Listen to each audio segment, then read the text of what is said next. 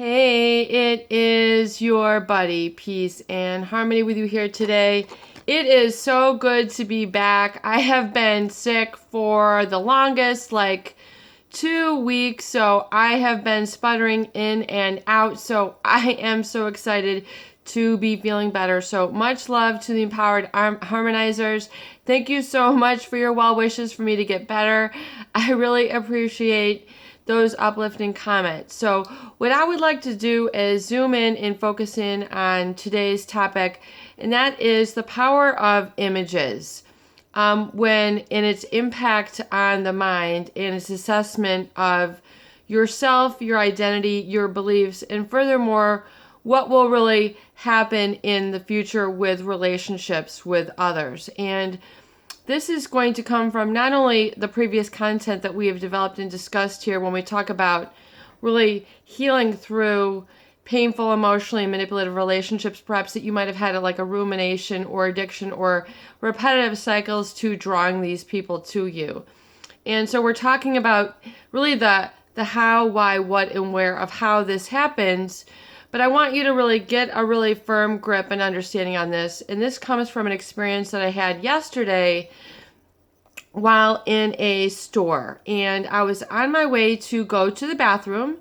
And here I was walking through an aisle and I saw a gentleman having a discourse and discussion with his young son, who was probably about 5 or 6. And the boy was crying and and just they were Hispanic in nature. So we know the man was probably like in his 40s. The boy was probably in his 5 or 6. And the man was holding up his wallet, an open, empty wallet, to his 5-year-old and saying, "No dinero, no dinero, no tango dinero, no, nada." And he was showing the boy an open, empty wallet, like opening it up like, "I have nothing." And here the boy is looking in his wallet, who is 5 or 6, who cannot earn or have an understanding of money. And he was bringing him to a store and showing him that he had nothing. And the boy was like in terror. Okay, so I walked by them as I went right to the bathroom. So they were like 5 feet from the bathroom.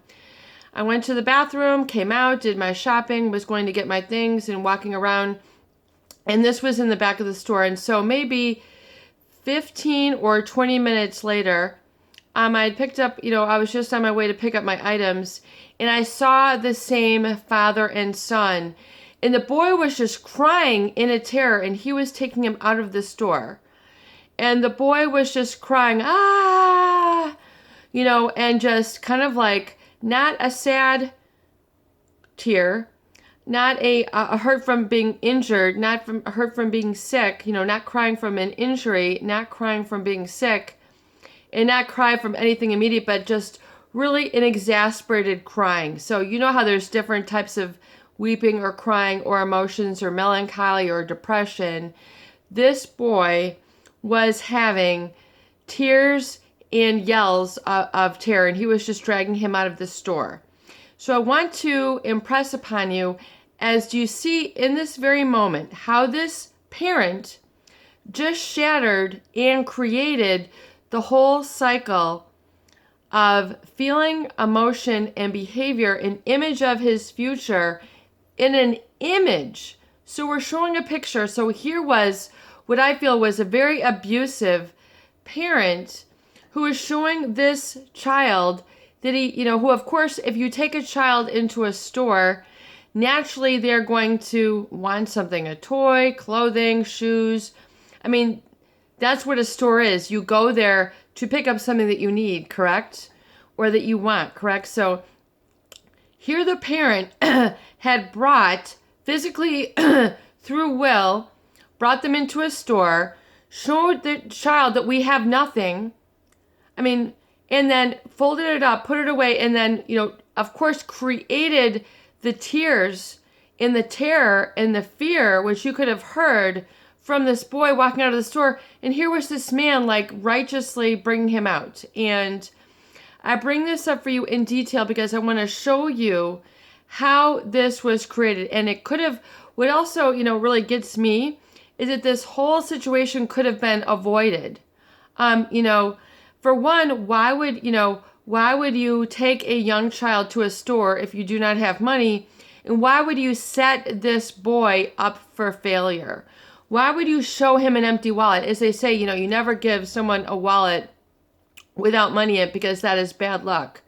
Why would you imprint that? This is, you know, based on reality. Why would you imprint that in the image and in the mind, and furthermore in the subconscious of this young boy? And furthermore, this adult who is supposed to be the role model, the mentor, the leader, who is guiding, nurturing, and developing and raising this child. So that's the dynamic of the relationship, that this son would then look up to this parent for especially the how do I prepare myself? How do I take care and become autonomous and create the way to satisfy my own needs, including, you know, the ability to take care of myself and get things for myself like food, money, water, and shelter and clothing. Okay, these are the essentials, which is inherent in the relationship of a son and father, a parent and a child. That child would then look up to that parent for, how do I satisfy and how am I safe in my, you know, how do I take care of my own needs, and how am I also feeling safe? You know, these are just very, very basic. I'm going to keep it very simple here. But do you see how those two emotions were set up for failure or for deficit or for lack in the subconscious of that young Hispanic boy? That the man was showing him his wallet, see, I have nothing, and to show that the father has nothing, that he, you know, it was showing his inability to create and take care of his own needs, which then he projected onto the child. The child is looking at his wallet. The child has no business looking in the wallet of a parent. And if they do, it should be done on a positive sense, like A plus B equals C. In other words, I'm going to work, and this is how we take care of, you know, we get our food, we get our blankets, we get our clothing, we get our house. You know, this is how life works. So you have the privilege as a parent to show your children that in the positive. So do you see then how this cycle of fear is then set up in the child? It was created in the child. It had nothing to do with the child and the child's ability to be happy, to see things positively, to have a sense of his own self-worth, and his ability to, you know, create and satisfy his needs, and then bring that as a strength into relationships. I mean, even in the very basic fundamentals, like I am, you know, I can, I will, that we discuss here on the channel. And you see how that was imprinted like a groove in a tire into the subconscious mind. When we talk about the neural networks and we talk about the neurons wiring and firing together, they are set up initially on images and feelings. So do you see how fear then would override self-esteem in this situation? Do you see how deficit or lack of self-love can be set up in this creature, in this fine young human being who is everything ahead of him, who is a tabula rasa, the empty slate, William Thoreau, or, you know, the tabula rasa, the blank slate. And you see how this was created and projected on this child, and how this is how narcissistic, emotionally manipulative, you know, people, and in the original relationship, so through the taking advantage of the authority of this, you know, here's a man, and it's showing really his lack of emotional intelligence, and furthermore, how he can use it to harm another human being. And so this is a very, very clear-cut example. And I want you to also see then how this then could have been created or impacted or been traumatizing event to yourself, either as a child or as a teenager or a young adult or a mature adult in a relationship with a covert narcissist. Someone who is really has an inadequacy or a character flaw or a personality flaw, and how this, you as a young impressionable person, or not knowing how you could then be victimized by this sort of projection. And it has nothing to do with you. In other words, that boy could have some very inherent talents, very strong leadership, strong physically, strong emotionally, strong, in his blueprint coming into the world. He could have had all this in his DNA. But do you see how it could be corroded? It could be corrupted. In other words, I have nothing. I cannot create nothing. I have no power. I have no money. I have no ability to take care of my own needs. I can go into everything where everybody else is walking around and happy and doing this, and I cannot participate. I am then isolated from the group. And do you see how this can then perpetuate this whole ripple effect of emotions and self-assessment, basically coding that this is how your brain works, is through the coding of this situation into the future. So it is, it's very much coded like a hard wire, like a computer, and it's done in a holographic manner. In other words, an image. And then it's like a code that's imprinted. It's like an operating system, like you hear about coding electronics. This is then coding. And then do you see how this then would isolate him from the group and create this whole feeling of, in other words, this is then, received by that boy as extinction or death. In other words, you cannot create the very substance, whatever it is. Money is a representation, and it's a physical image or representation of, you don't want money, you need what it gets. In other words, you can't eat the money, you can't make a house of money, you need what the money will get you.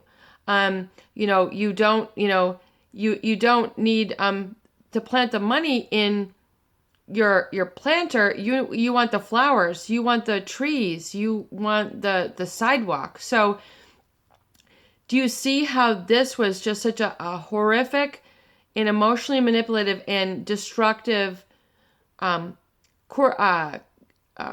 discussion or communication that was then projected onto this young boy? I wanted to share that because it is so, what I feel is so very much important to become aware of, but then to see how then if you are shown negative images like you cannot, you won't, we don't, these are projections. It has nothing to do with you, but oftentimes this is the exact dynamic, this is the exact communication and annihilation of personal power that is projected in covert narcissist relationships through the ignoring.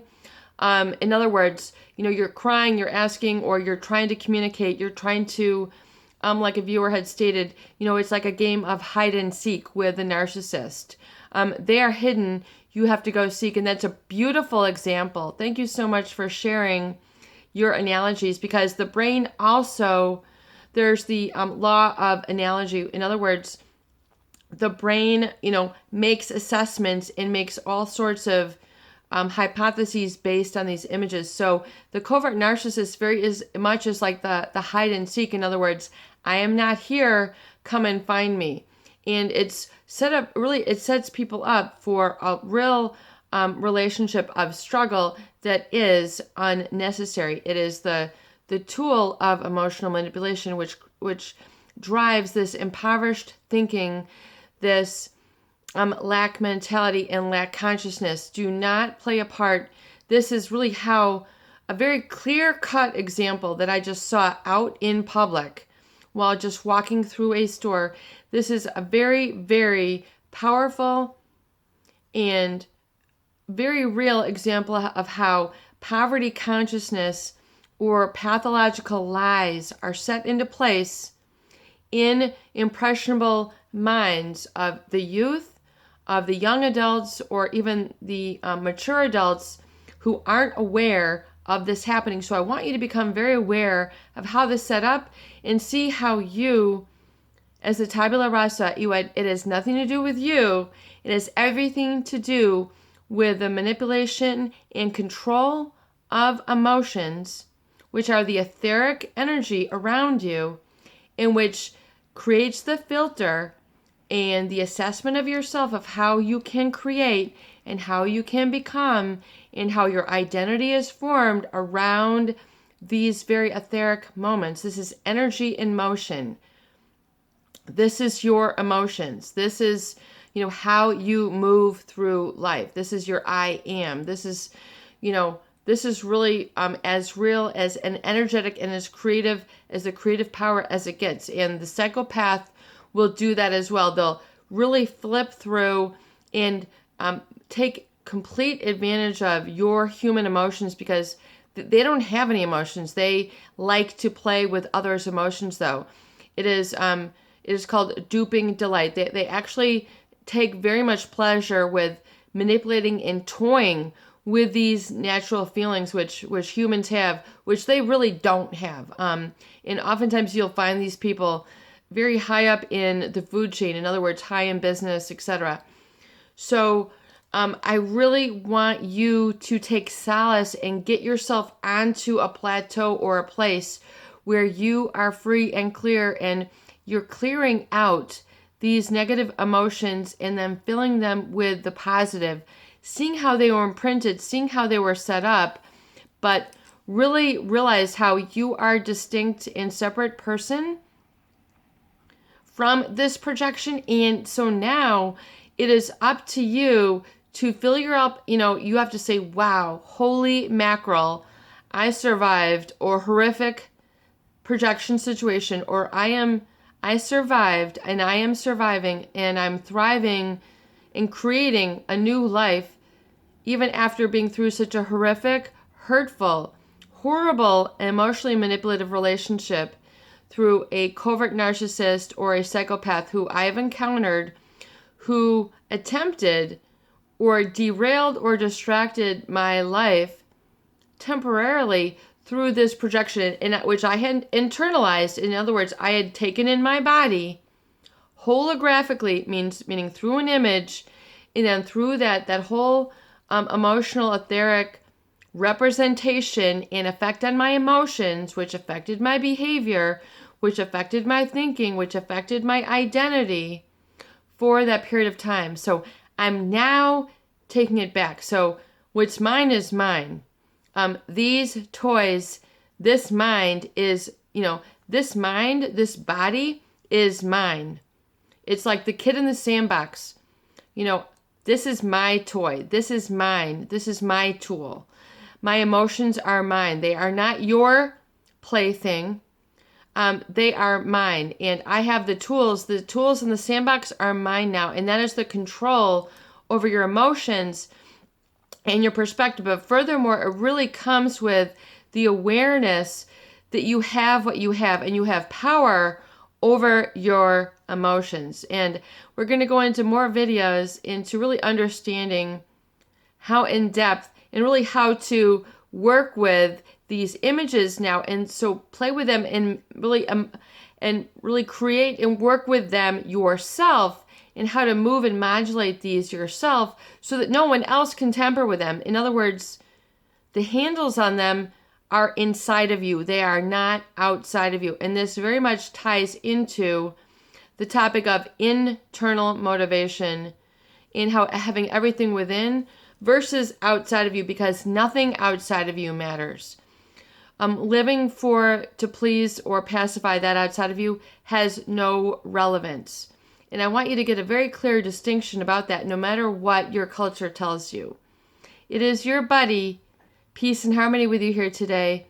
And I hope that these videos help. Much love to the Empowered Harmonizers. And please share and please subscribe for more great tools, videos, discussion, and support.